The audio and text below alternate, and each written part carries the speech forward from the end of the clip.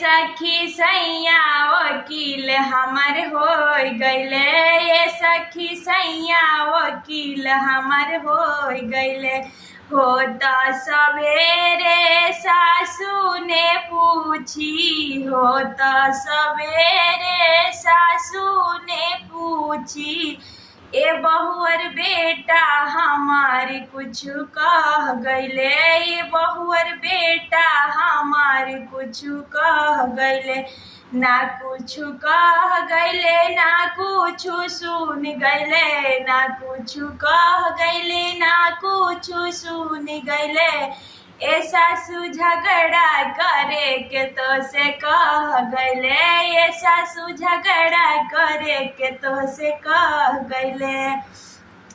सवेरे जेठानी ने पूछी, होता सवेरे जेठानी ने पूछी, ए छटको देवर हमारी कुछ कह गईले, छटको देवर हमारी कुछ कह गईले।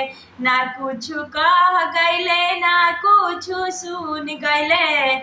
ए जेठानी झगड़ा करे के तो से कह गईले, जेठानी अलगा करे के तो के कह गईले।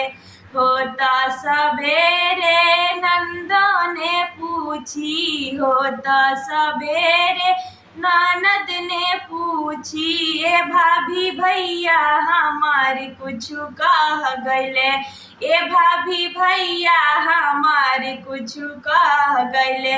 ना कुछ कह गईले ना कुछ सुन गईले, ना कुछ कह गईले ना कुछ सुन गईले।